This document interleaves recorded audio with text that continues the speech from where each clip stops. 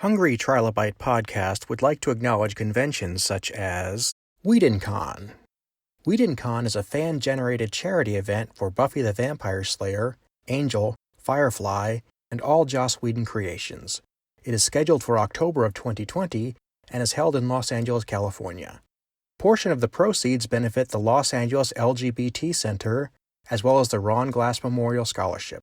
See details at WhedonCon.com.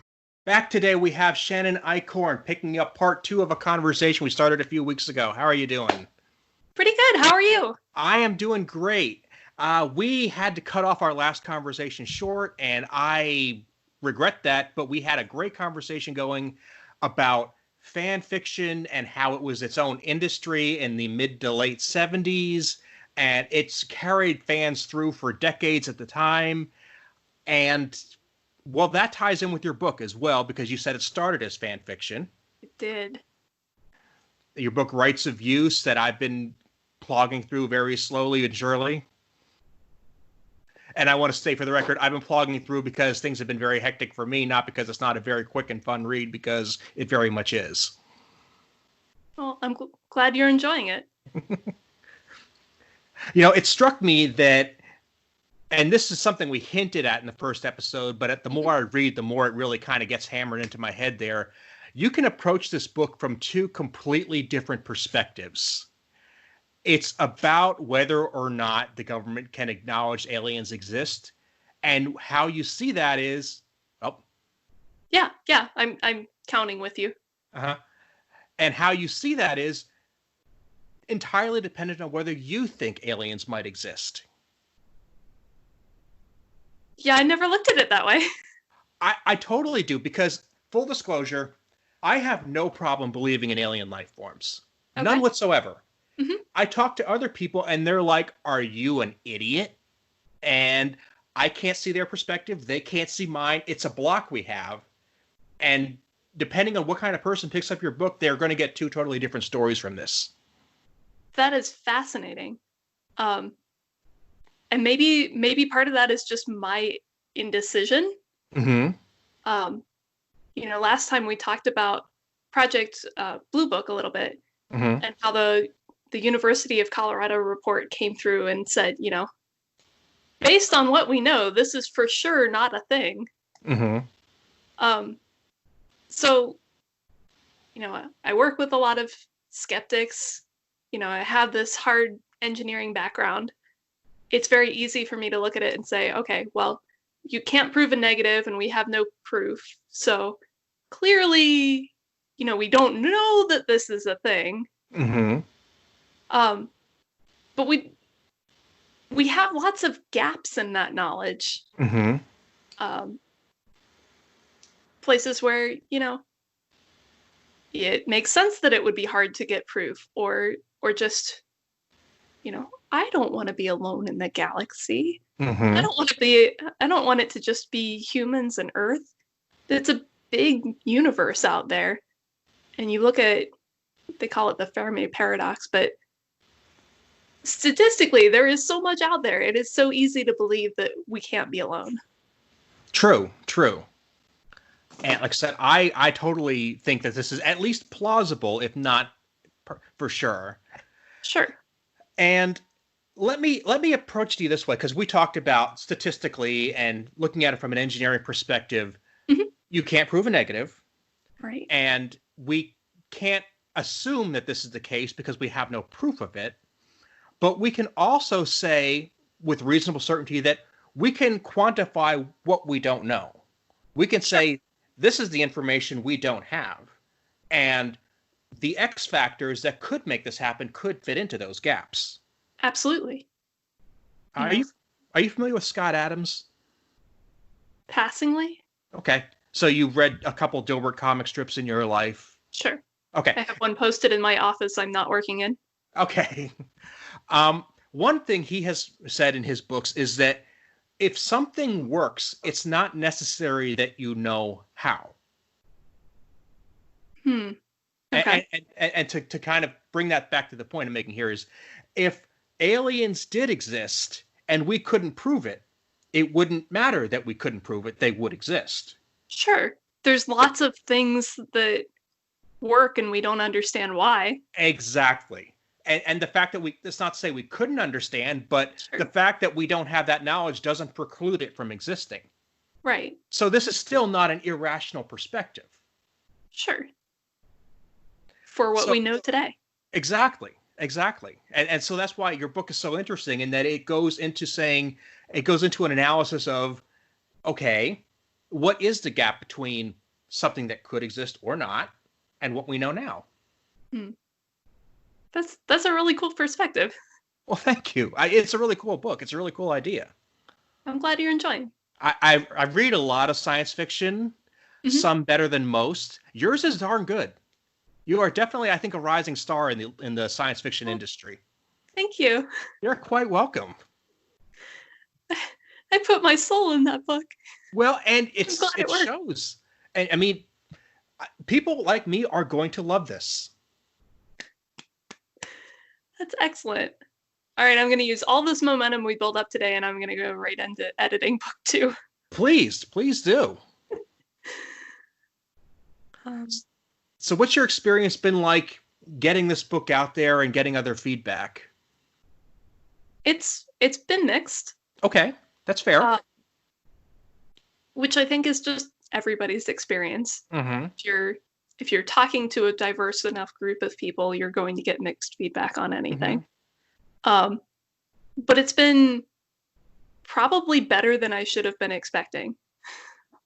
For a first book, for something that had as convoluted a path to publishing as this one had. Mm-hmm. Actually, you don't know. It was under contract with a small publishing company, and things happened, and I ended up getting the rights back. At that point, they had hired a developmental editor to work with me to rewrite the whole book, which, was huge. The draft before this final one was just lackluster compared to the final one. It made a huge difference, and I'm really grateful for it. Mm-hmm. But due to the circumstances, we only made it halfway through working together. So, it was a long process. I rewrote it over like 10 years. And by the time I got the rights back and was self-publishing it, I was burnt out. Everybody around me was burnt out. And I didn't know how it was going to go because I didn't get to work with that editor through to the end. And I've gotten some really interesting feedback because I was so sure that, the first half would be fantastic. And, if it failed anywhere, it would be in the second half. And the second half is the part that everybody likes. Mm-hmm. So that was really encouraging. It was hard to hear that there were things that people didn't like. But that's inevitable. Sure. And actually, that's I'd like to go back to that conversation for a minute there. So, because this is something that anybody who just piddles around and tries to write on the margins won't have this conversation. But somebody who really wants to cut their teeth in the writing business will have this conversation. Mm-hmm. Somebody sits down with you with your book and says, this is good enough that it needs to be published and available in print and in bookstores, but it needs to be completely rewritten. How do you wrestle those two emotions? The funny thing is, they didn't tell me it was good enough. They never, ever came close to saying that. They said, we will take anything that is kind of holding together, and we will work with you to make it good. So there was no joy of acceptance. It was the joy of, okay, now this is going somewhere. Mm-hmm. But in that process, there was no validation of, yes, it finally made it. It's good enough. Fair enough. And I had rewritten it from scratch 3 times before that.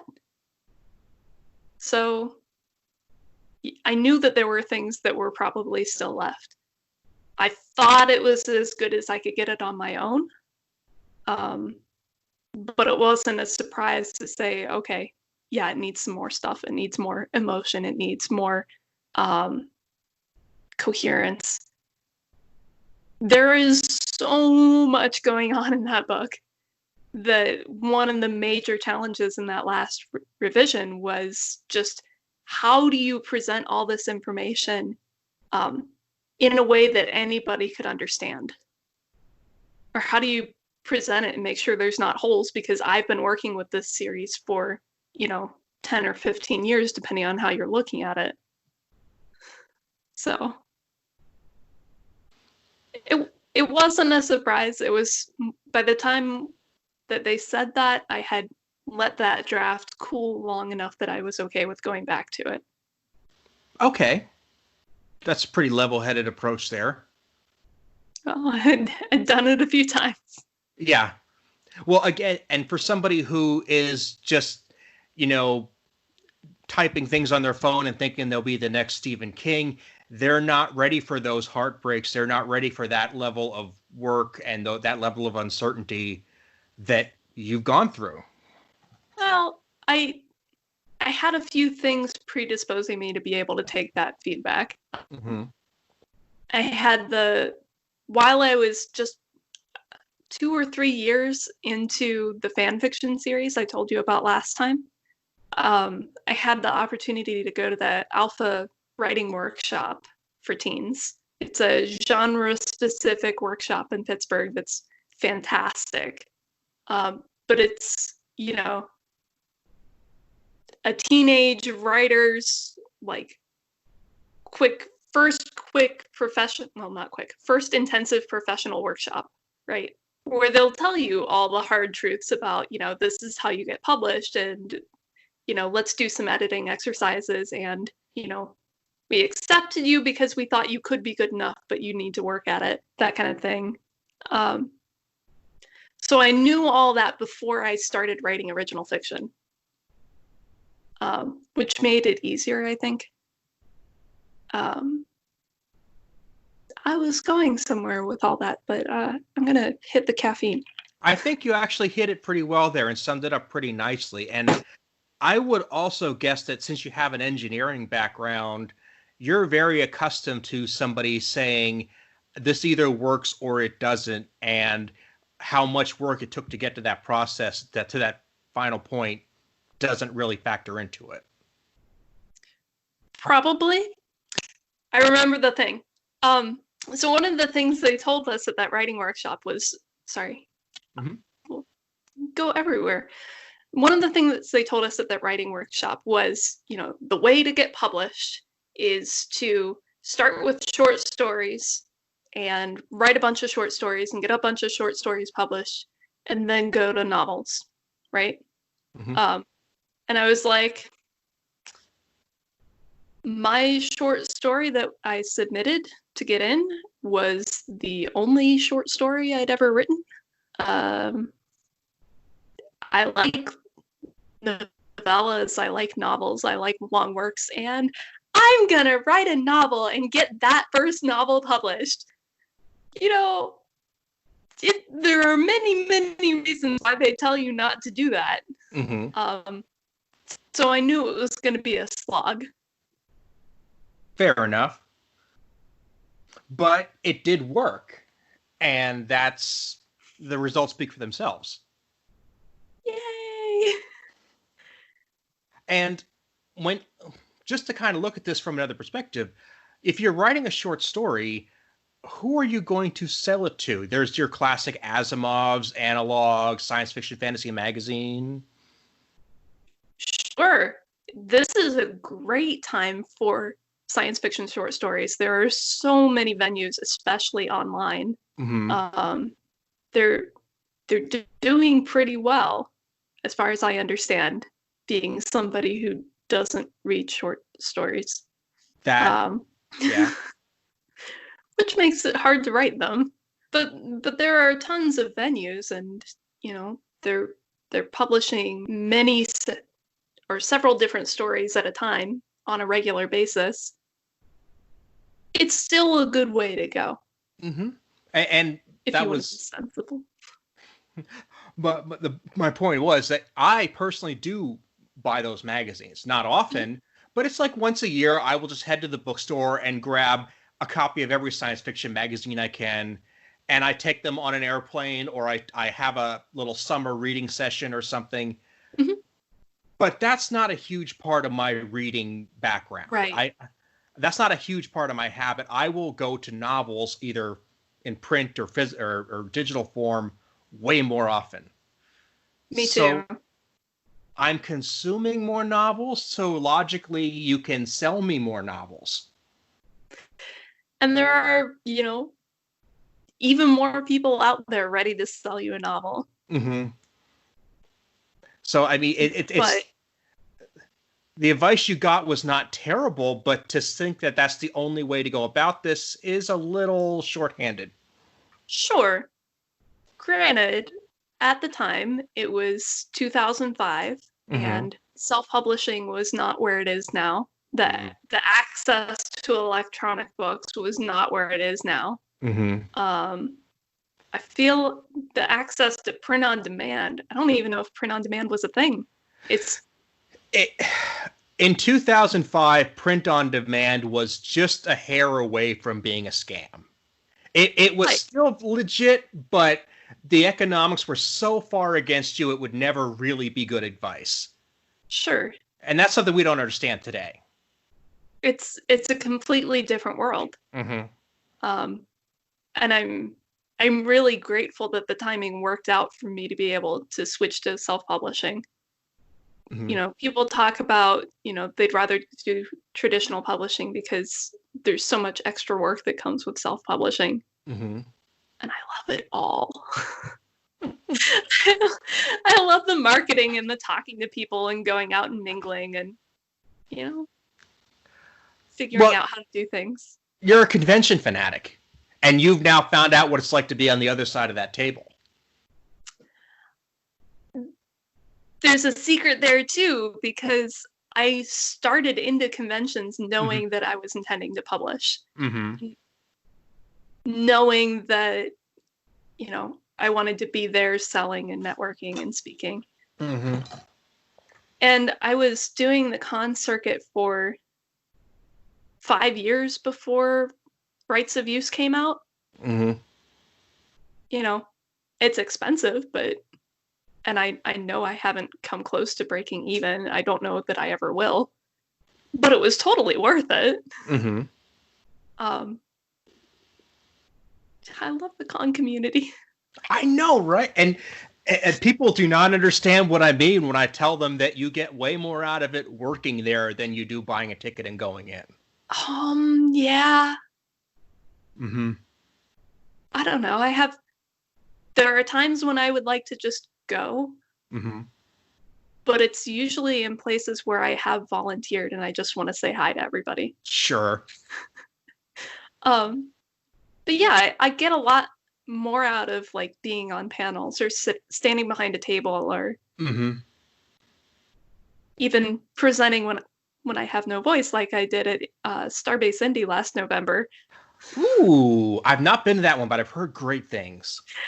They revamped it and it's really cool. It's the STEM focus is really unique among all the cons I go to. And it would have been really, really nice to be able to, talk about how supersonic wind tunnels work while actually like having a voice. I had 5, I would say, panels at that con, but 3 of them were just me. 3 or 4 of them were just me, but the entire hour. So it's a lot more speaking than a normal panel. Sure. Hydration is key. Sometimes with whiskey, No, absolutely. I prefer tequila myself. Okay. I was going to go with whatever anyone snuck me, honestly, at that point. When I went to Dragon Con, this is now years ago, but I mean, I got it. Yes, you. You've been to Dragon Con? Oh, I volunteered at Dragon Con. Oh, excellent, excellent. Okay, so you're way there, and I may have actually run into and not known it. But yeah, the lady was helping us set up our booth, and I mean, we got there. We were probably one of the first ones on the floor, and I am very impressed by her. I mean, I'm just like, wow, she knows where everybody's going. She is on top of everything. And the whole time she's telling me, we're kind of joking, and she's, we're getting to know each other. She's sipping on this giant Starbucks cup. I'm like, that is some serious coffee there. And so I finally said to her, hey, you're doing a great job. How are you managing this? And she opens up the cup and it's like, would you like some bourbon? That is such Dragon Con. Yes. It's such Dragon Con. And okay, that night, I mean, and we're not even talking 6 hours later, just as soon as the sun went down, my buddies and I are like, let's go get something to eat. And we go to this little hole in the wall bar just across the street. And I order a gyro and this giant, like, Australian sized beer. And I didn't know you couldn't just drink a beer on the streets of Atlanta. So I just take my thing back to my hotel room and I'm not thinking anything of it. And this person next to me, we start talking, just a regular old fan. And somebody says to me, dude, are you just walking down the street drinking a beer in front of the cops? Like, apparently. Like, dude, you're fucking awesome. And that's when I realized, again, I have the giant Australian-sized beer, and there's 2 squad cars parked right next to me with 4 cops staring at me, and they're like, whatever. You're not causing any trouble, we'll look the other way. I can't say I've had that kind of experience at Dragon Con, because my first 5 years there, I was volunteering in the armory. Ah.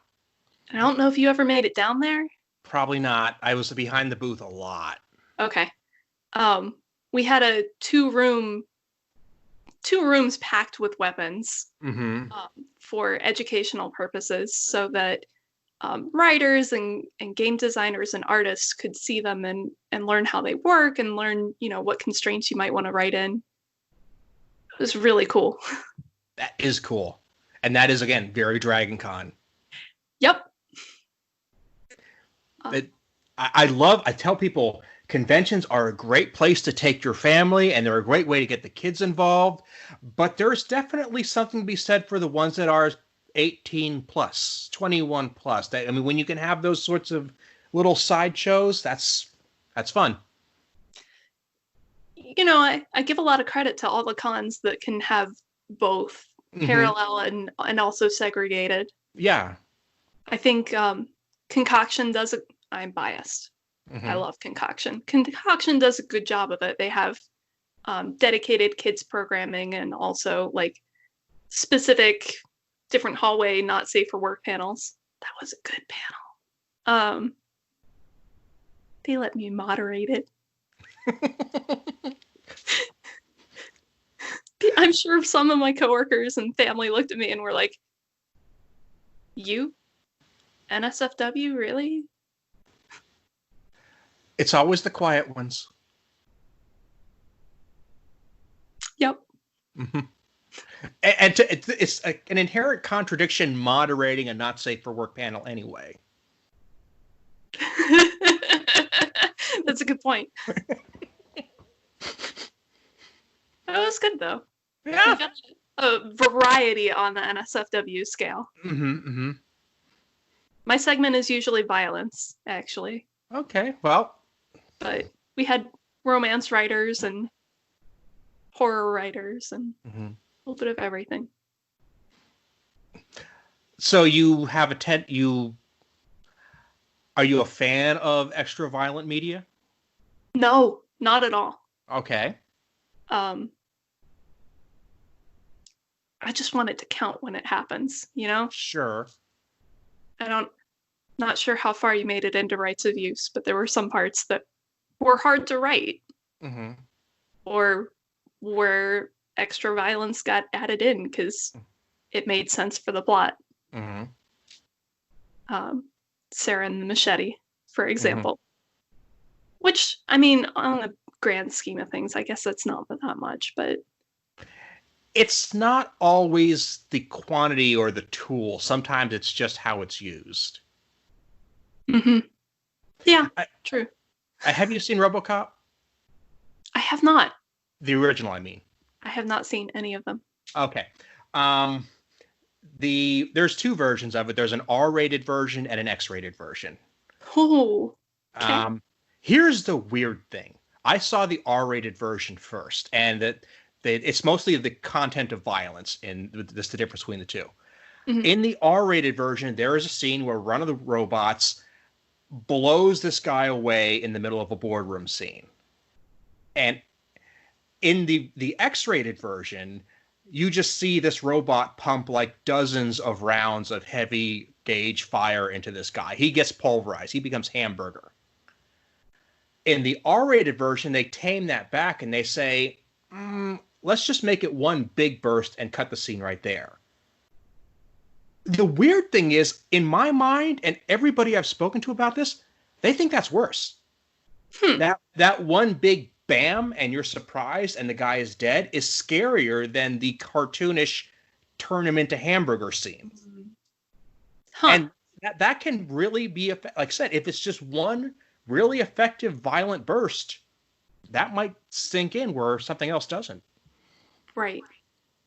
Weird tangent, and I'm sorry. It's fine. I was thinking more along the lines of, sometimes it's seeing the impact more than it is seeing the violence. Mm-hmm.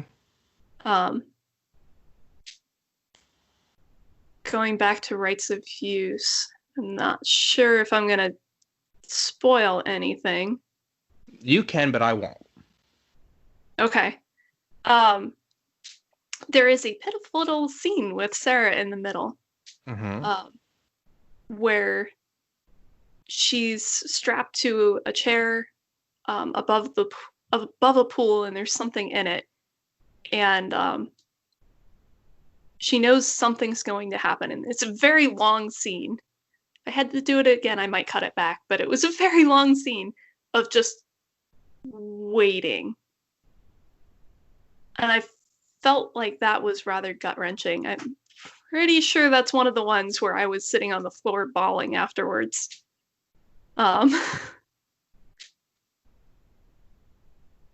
But to your point, sometimes it's not what happens as much as it is, the anticipation of what happens. Mm-hmm. When you're writing something like that, do you feel like, I mean, you're saying you're bawling, do you have that hesitation to do this to your characters? I feel like rights of use is a weird example for that question. Okay. Because I was starting the series over again. I knew what was going to happen. I knew I didn't want to deviate from it. And the entire time that I was writing it and the entire time I was rewriting it, I'm like whispering to Sarah in my head, it's going to be okay. Mm-hmm. Or this is going to be really cool and you're going to love it years later.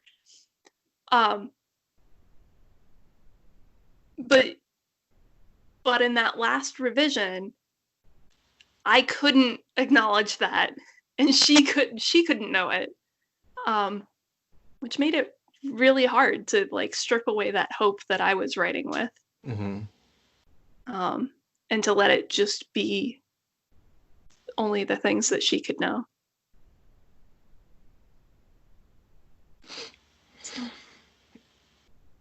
I'm reminded of when I had Kristen Stovall on many episodes back now, and she would just talk about how she would just focus on certain characters and torment them to no end. I don't feel like I do that. Don't listen to my husband. I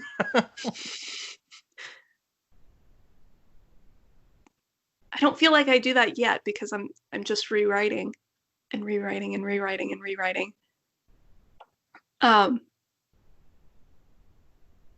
Book 2 is a good example.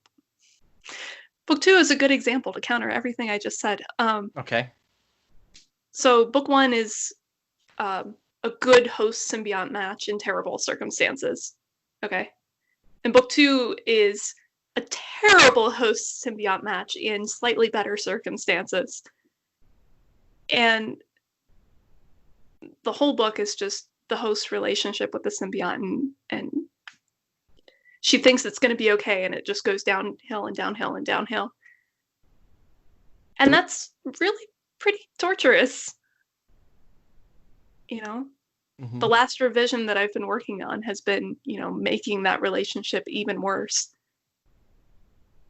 But while I enjoy the dramatic effect of it, I enjoy that it is more compelling of a story than it was. You know, I want things to be better for her. I want her to be happy. I want her to be some kick-ass young woman out conquering the galaxy. But she has to, you know, work on this team first. Mm-hmm. So you start this off as fan fiction. It goes through this incredibly long, torturous process to become the book it is today. And now you start book 2. Does that process, that journey, give you a chance to look at book 2 and say, this is a series I could make that goes 5-10 books out and I know exactly where it's going to go? Does it give you a direction that you didn't have years ago? No, it's the same direction. Okay. It was a 5-story series originally that I was planning 3 more. Mm-hmm. And right now I'm planning 11 books. Okay. So it's still very consistent with the core of what it was, but it's growing up. I don't know if that makes any sense. You know, I feel like me writing as a teenager, there's only so much I know about the world. And, you know, you see things very black and white, very concrete. Just, this is the way it is, and kind of unnuanced. And the longer I write it as original fiction, you know, as I was going through college, as I was getting my first job, as I've had that job, had my engineering and management jobs for years now, you know, there's a lot more context that's gotten dumped into this series. Setting details and the worries that all my characters are considering and the consequences that they're taking into consideration, you know, it changes the tone of everything, but it doesn't change the core of what it is. And it's been fun. It's been heavy. And that's definitely worth pointing out. I mean, when you're writing something at 15, to use an age, I don't know exactly when you started, but you're not going to write something that's going to connect with somebody who's 40, 50, 60. You might connect well with other teenagers and people in their 20s. But now that you can actually say, this is something that, you know, this is the problems of somebody who has a job and worries about their health and has had to deal with some family setbacks. I mean, that's it's partly that. I want to say I had a leg up because of I had a lot of adult friends and mentors, but I would also, you know, plot with my dad playing catch in the backyard, and he would, you know, tear my story to shreds. But what about this? But what about that? But what about this other thing? And I was like, but I don't want to write about those things. And, you know, I'm coming back later, and yeah, I should probably write about those things. Put them in. It partly it gives the story a lot more depth, and partly, and it, like you said, expands who the story relates to. But also it just makes it more interesting. I'm not trying to, you know, keep it simple at 90,000 words. I'm trying to, you know, use all the words that I can, or use as few words as I can, and it still ends up at 90,000. Um, It sounds like he did you a big favor there. yeah, it always does. Everybody who's let me bounce ideas off them has been a huge help. Can you tell me a little bit about your thought for book 2 or 3?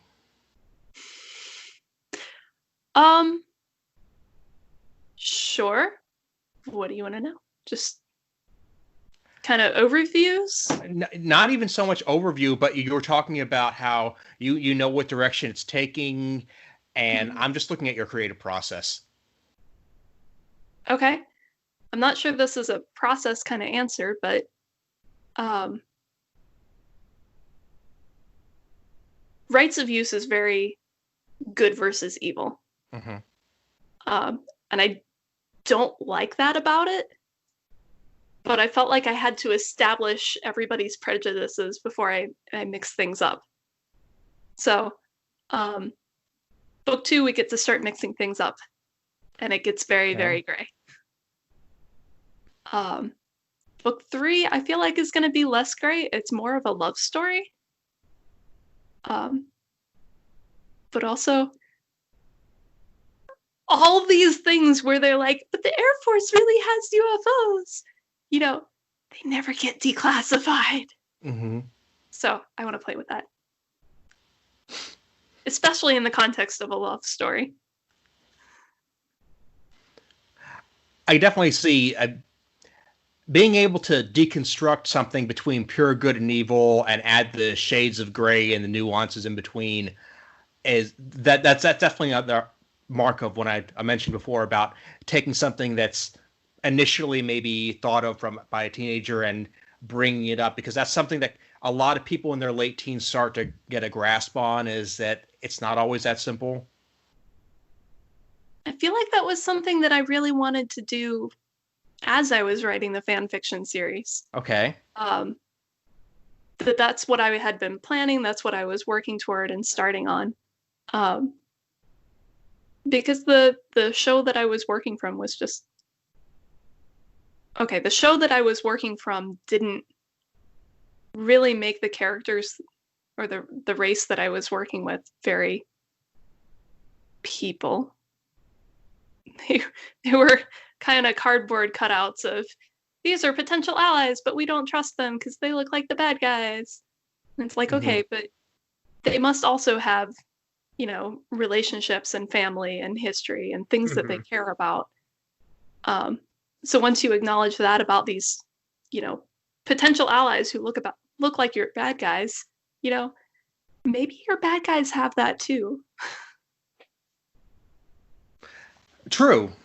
And that's something that I don't think gets explored quite enough. If I've guessed which show that you're working from, I agree with you completely there. That needed to be fleshed out. Yeah. And if there were another show made that worked specifically with just that group of characters, I would watch the heck out of that. Right? That would be awesome. I never considered that anybody would do that, but it would be amazing. Well, yeah. And I said I'm trying to just, but yeah, because I've always been fascinated with, if you cut out the quote unquote heroes from a story, there are a lot of stories I want to do this with, and just explore the world of the villains. Mm-hmm. And then you're not dealing with good guy versus bad guy. You're dealing with bad guy versus bad guy, or maybe bad guy versus slightly less bad guy. And that can be really interesting to me. Okay. That makes sense. To take, I'm just going to use my example because I don't want to put words in your mouth. I would love to tell the story of the James Bond underworld without involving James Bond. Ooh. I would love to deal with these people as like different mafia members or different gang warlords or something, and just have them try to steal power from each other. And the British guy is just this guy who comes in at the very end and messes up everybody's plans. But he's not their day-to-day problem. He's not the ones that are faxing TPS reports over. Right. You know, maybe they get some extra kudos if they, you know, take them out for each other. Right, right. But generally speaking, they're much more worried about somebody moving in on their turf. Right. I would love to tell that story. And to go to where you're saying, I mean, if you have these very powerful aliens who each have their own jurisdiction and their own galaxies that they're in charge of, and they're fighting against each other, and they have millennia of history behind that struggle, and Mm-hmm. we don't hear any of that, that bothers me a lot because there's so much nuance getting missed there. It really is. Yeah. See, the way I want to come at it is a little more good guys versus good guys. Mm-hmm. Oh no, wait. They're most of the bad guys are just misunderstood, you know. Mm-hmm. They're coming from this perspective and they're doing this thing for reasons that really make a lot of sense. Mm-hmm. And that if you didn't have this one thing, you would do it too. I want everybody to be good guys, but you know, there's still conflict. Mm-hmm. And it's not actually, to use my example, it's not even that hard to say, you know, everybody's the bad guy because, like I said, there are people out there who aren't necessarily good in any way, shape, or form, I think. Right. I mean, they're not the people having these conversations, but, you know, when they're burning down villages, okay, I think I can be on solid ground when I say you're a bad person. You're a bad person. Yes. But mm-hmm. You know, maybe you thought it was a good idea for a particular reason. Right, right.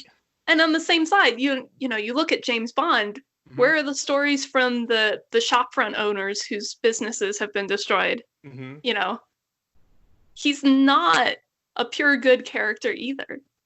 No. Go ahead.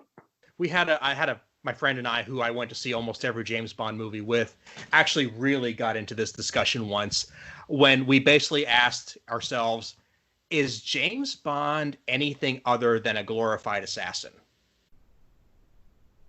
Well, I mean, there was a lot of yes and no there. Okay. But I mean, because on one hand, it's like, well, he's a government operative. He's supposed to secure a certain interest for the UK. You know, he's got rules he has to work in. He does pretty much anything that requires extra skills. And my friend is like, no, his job is basically just to take out the people who get in the way. And that conversation went on for hours. That's fantastic. Thank you. Yeah. So, again, I'm taking it way off point here, and I'm not trying to sell you on anything I'm saying here. I'm just bouncing ideas off of you because it's fun, and you've got a great head for doing this. It's just my mind blanks once in a while. So. Oh, that's all right. That's all right. That's like I a lot of times when I throw out ideas, I'm in no way committed to them. I'm just seeing how they play out. Sure. You know. Yeah. Bond. Yeah. So pretty much a glorified assassin in my view, but fair enough. But going back to what we were saying earlier too, you know, when M and the rest of MI6 start pointing out, hey, you know, you're not following this reg and you're not following that reg and you didn't do this right, you know, that adds a lot more to the story than just, you know, James Bond going through the movie and blowing up things. Mm-hmm. Ooh. What if we had a James Bond MacGyver crossover? I would love that so much. Right? Like, Bond needs a tech guy. Mm-hmm. He might as well have a tech guy who makes random bombs out of fertilizer. Some of the best Bond, not best Bond movies, but some of the best Bond scenes and Bond ideas came when he was dealing with Jack Wade. I always like when Bond teams up with Americans in some way, shape, or form, whether it's Jack or Felix or something. Sure. Because there's definitely something to the American-British back and forth dynamic that makes for a rewarding story. Sure. I have no other examples of that, except that I am very grateful to my British fanfiction beta reader. And all the times that we were reading each other's fic and going, I thought we were both speaking English. What's that word? I have a British friend of mine who will constantly have these conversations with me that a word can be a word that we both know very well, but it means something completely different. And it's amazing how quickly that happens.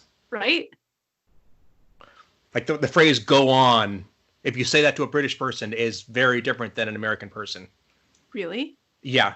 Like an American, if I say to you, "go on," that means you have my attention. Please Right. continue with what you're talking about.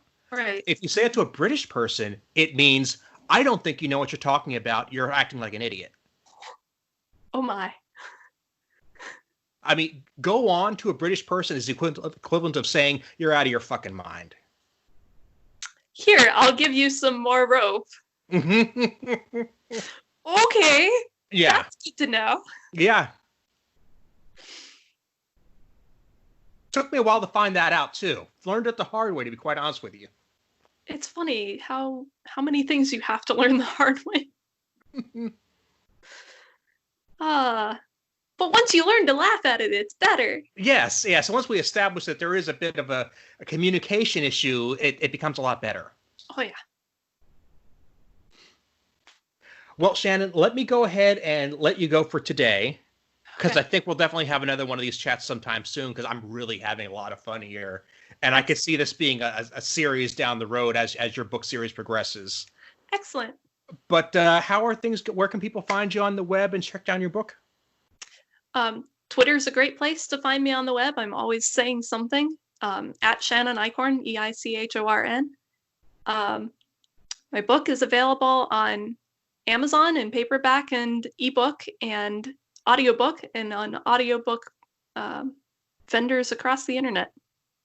Fantastic. Well, thank you so much for being here, and I'm looking forward to having you again soon. All right. Thank you very